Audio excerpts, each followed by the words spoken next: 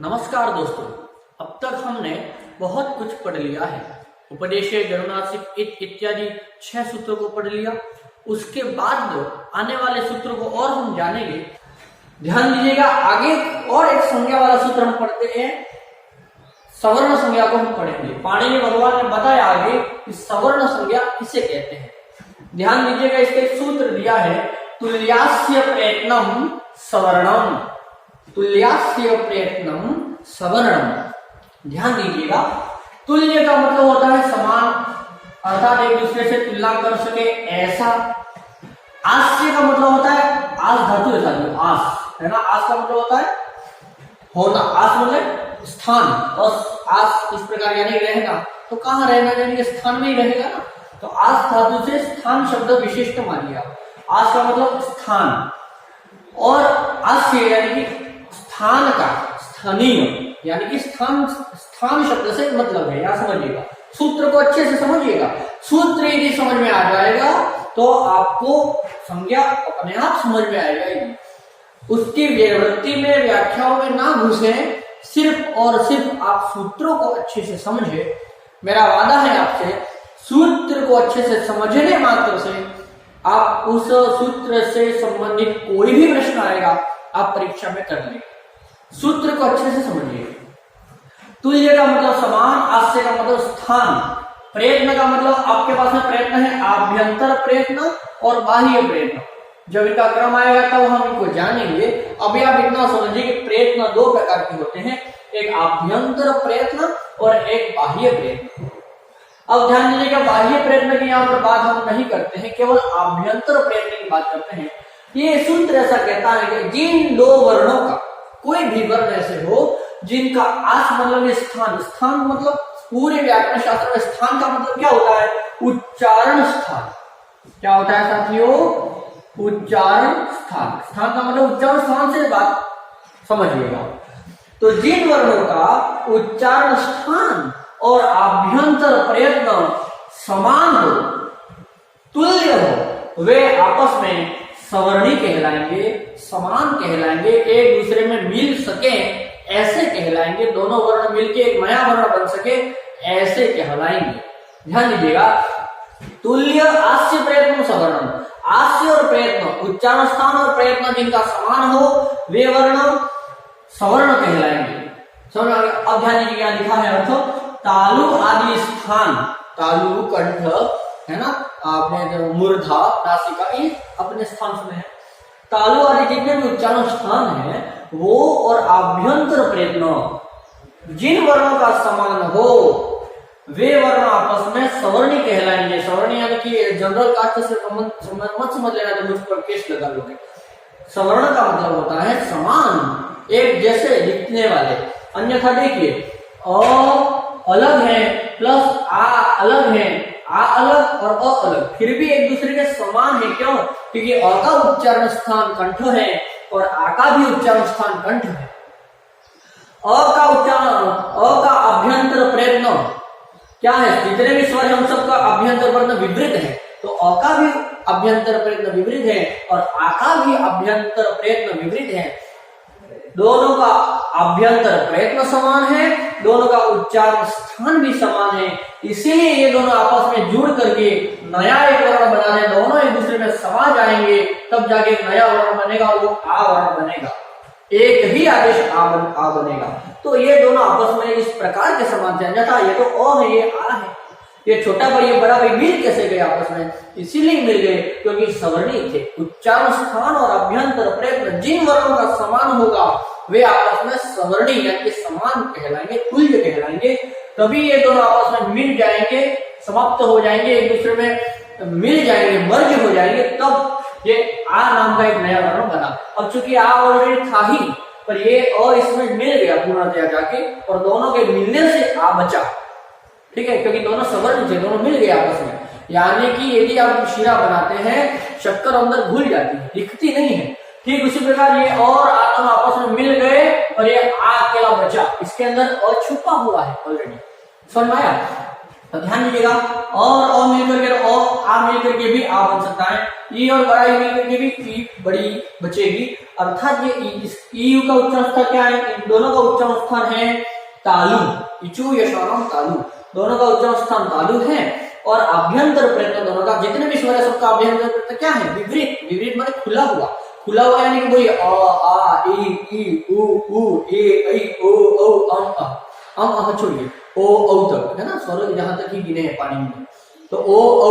तो जहां तक हम स्वर बोलते हैं तब तक कभी भी मुख को बंद करने की जरूरत नहीं पड़ती, मुख को खुला रख करके हम बोल सकते हैं। विपरीत का अर्थ ही होता है खुला, खुला हुआ।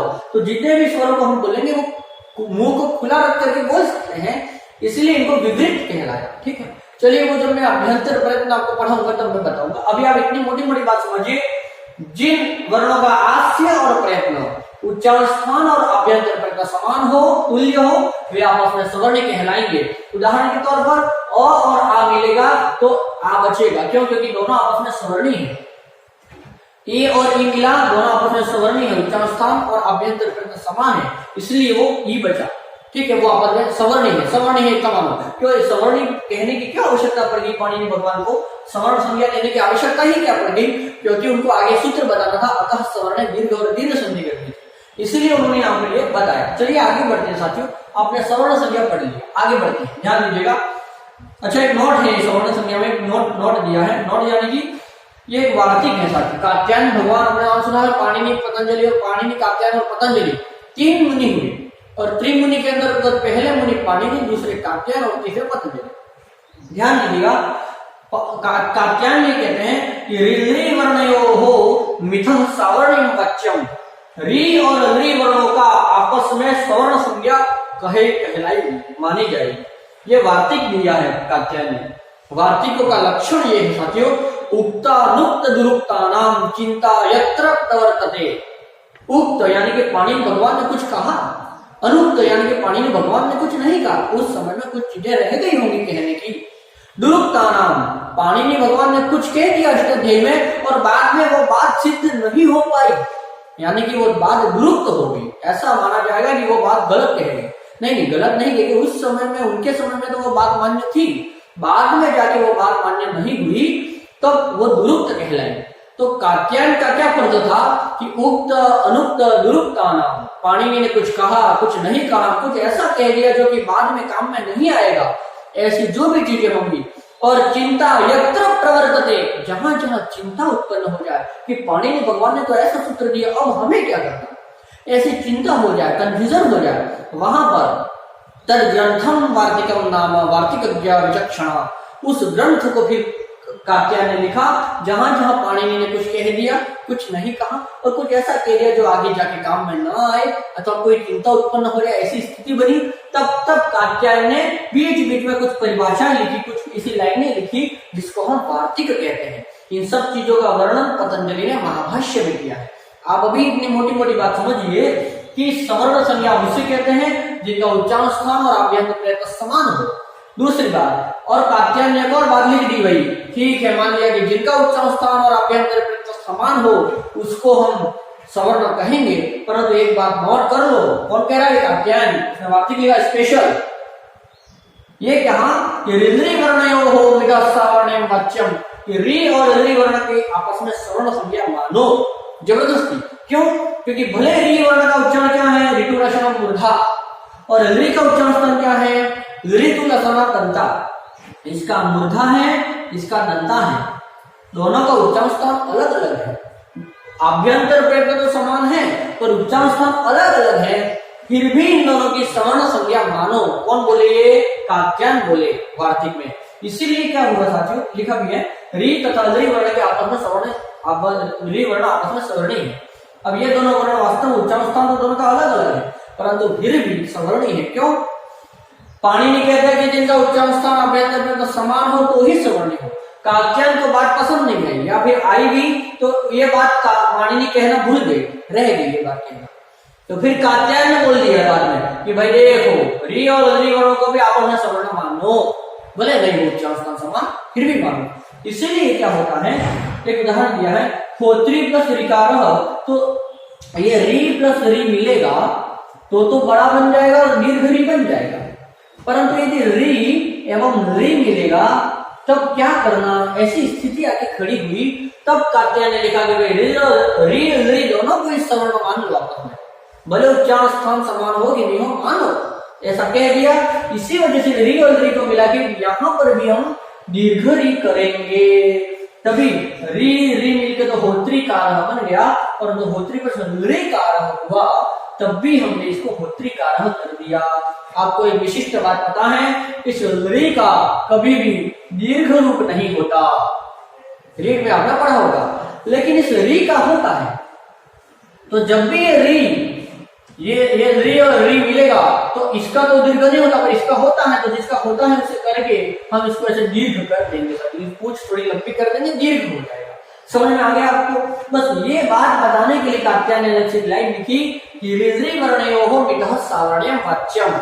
ठीक है साथियों, अब हम आगे बढ़ते हैं। देखिए साथियों, आपके सिलेबस में उदात्त संज्ञा, अनुदात्त संज्ञा और समाहार संज्ञा, इस प्रकार से 3 संज्ञाएं और भी हैं। यानी कि उदात्त संज्ञा किसे कहते हैं, अनुदात्त किसे कहते हैं और समाहार किसे कहते हैं। ध्यान दीजिएगा साथियों, जितने भी स्वर हैं वो सारे ही स्वर उदात्त भी हैं, अनुदात्त भी हैं और स्वरित भी हैं। ध्यान दीजिएगा साथियों। अच्छा, स्वरित संज्ञा, समाहार संज्ञा नहीं, स्वरित संज्ञा होती है साथियों, ठीक है। स्वरित संज्ञा, समाहार स्वरित। ध्यान दीजिएगा साथियों, उदात्त संज्ञा किसे कहते हैं, ये केवल और केवल उदात्त, अनुदात्त और स्वरित स्वरों का विधान केवल और केवल वेदों में ही होता है। लोक में इसका प्रचार बिल्कुल भी नहीं है, इसलिए आप कोई भी इस कंफ्यूजन में ना पड़े कि सर उदात्त किसे कहते हैं। उदात्त उसे कहते हैं कि वेद में जब कभी कोई मंत्र बोला जाए और जो मंत्र के जिन जिन स्वरों को ऊपरी भाग से बोला जाए, मुख के ऊपरी भाग से बोला जाए, उसे कहेंगे उदात्त। उच्चैरुदात्तः, ऊंचे से बोला जाए, ऊंचे यानी कि तालु आदि स्थान के ऊपरी भाग से बोला गया स्वर उदात्त कहलाएगा। नीचेनुदात्तः, जो निचले भाग से बोला जाए वो अनुदात्त कहलाता है स्वर, और वो भी वेद में कोई मंत्र बोला जाए तब। समाहारः स्वरितः, और जो समान भाग से बोला जाए, एक जैसा बोला जाए, उसे हम स्वरित कहेंगे। ठीक हो गया साथियों। चलिए साथियों, अब हम आगे बढ़ते हैं। आगे उच्चारण स्थान और आभ्यंतर प्रयत्न, जो प्रयत्न का जो आपका चैप्टर है, पॉइंट लिखा है, उससे हम लंबा है इसलिए बाद में पढ़ेंगे। पहले हम पद संज्ञा वाला पॉइंट उठाते हैं। ध्यान दीजिएगा साथियों, आपके सिलेबस में पद संज्ञा करके टॉपिक है। पद संज्ञा किसे कहते हैं, यानी कि पद किसे कहते हैं। ध्यान दीजिएगा साथियों, शब्द को ही पद कहते हैं, लेकिन शब्द जब वाक्य में प्रयुक्त होने लग जाए, संस्कृत में उपयोग होने लायक जब कोई शब्द बन जाए, तब हम उसे पद कहेंगे। साधारण भाषा में बता रहा हूं, पाणिनि भगवान ने जो सूत्र दिया है, मैं आपको बस ये समझा रहा हूं कि पद किसे कहते हैं, किसका नाम पद है। तो जितने भी शब्द हैं संसार में, वो सारे ही शब्द पद होंगे, लेकिन कब होंगे, जब वो संस्कृत में उपयोग लायक बन जाए तब। जैसे कि राम शब्द है, क्या राम अभी उपयोग लायक है? नहीं है। अभी राम शब्द हो सकता है पर पद नहीं हो सकता अभी फिलहाल। जब तक राम है तब तक ये पद नहीं है। अब राम के पीछे यदि मैं रामम कर दूं, विसर्ग लगा दूं, क्या अब ये पद है? बिल्कुल, अब ये शब्द पद हो गया, क्योंकि मैंने विसर्ग लगाया। विसर्ग लगाया तो अपनी मर्जी से नहीं लगाया, इसके पीछे का एक बहुत बड़ा प्रोसेस है, एक विधान है।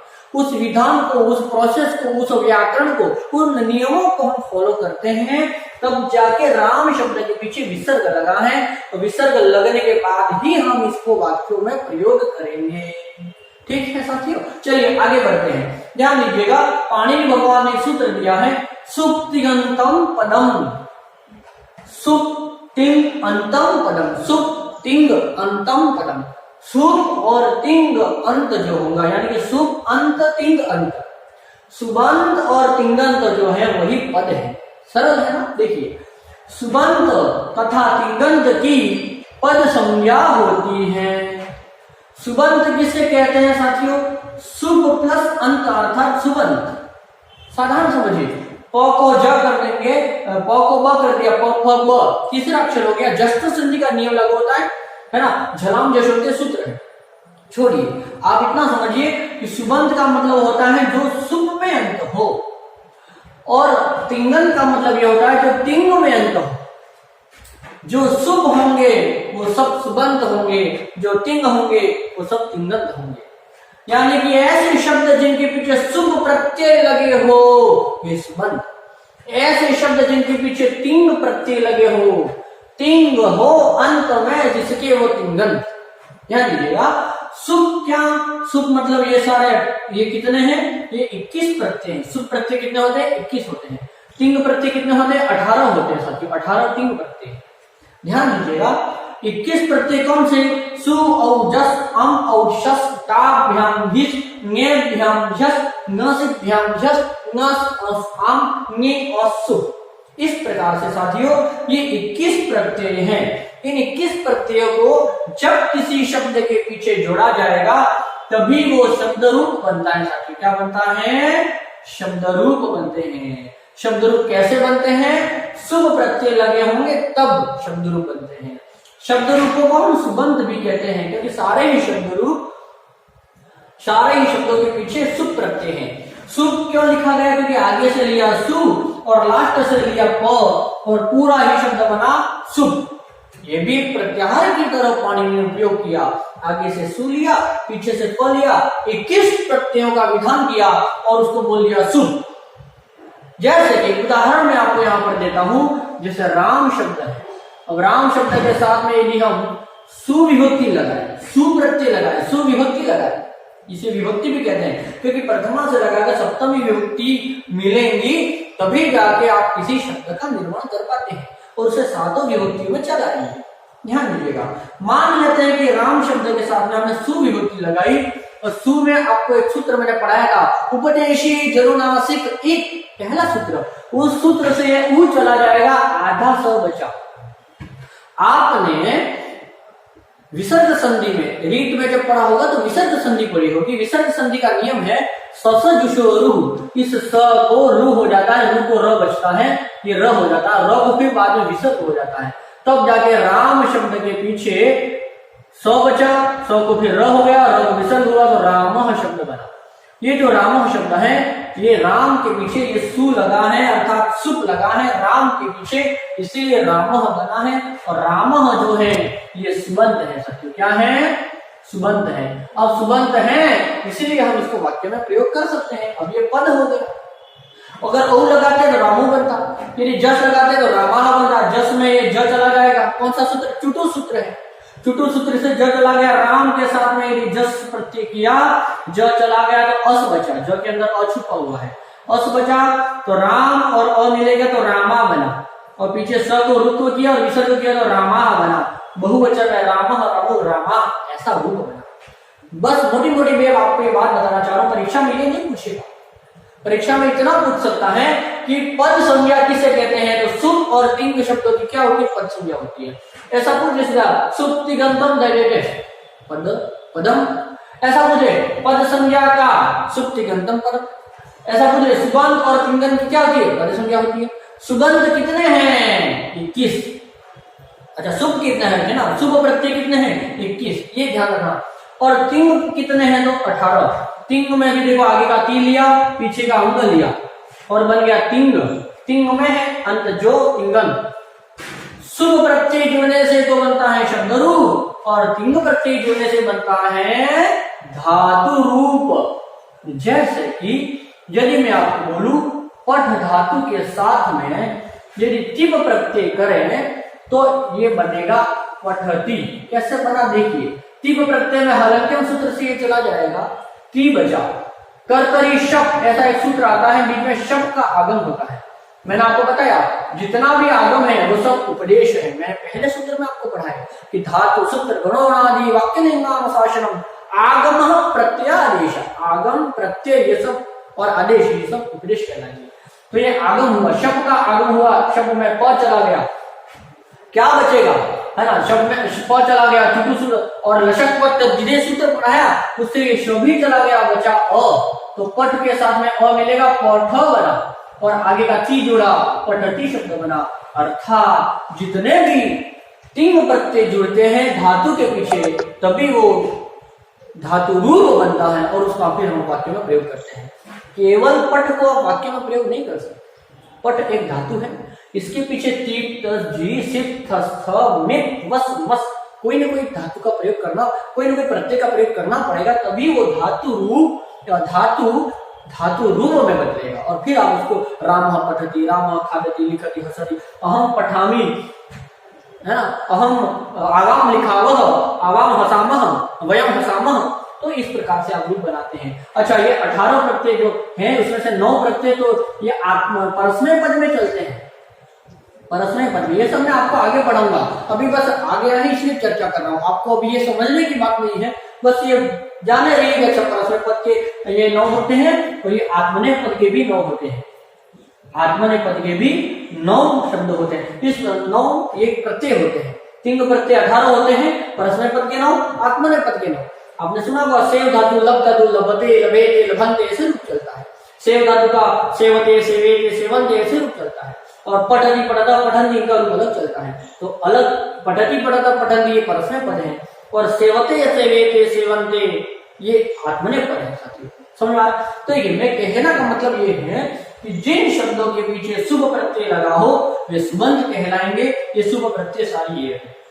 जिन शब्दों के पीछे 3 प्रत्यय लगे हो धातुओं के पीछे, 3 प्रत्यय हमेशा धातुओं के पीछे जुड़ेगा, तो जिन धातुओं के पीछे जहां पर जो भी एक प्रकार का शब्द ही है, जिनके पीछे भी 3 प्रत्यय जुड़ेगा वो सारे के सारे धातुएं कहलाएंगे, वो तिंगंत कहलाएंगे। तो जो भी सुबंत हो और तिंगंत हो, जो भी सुप में अंत हो अथवा 3 प्रत्ययों में अंत हो, उनको हम पद कहेंगे। जिन शब्दों अथवा धातुओं के पीछे शुभ प्रत्यय अथवा 3 प्रत्यय लगे हो वो पद कहलाएंगे।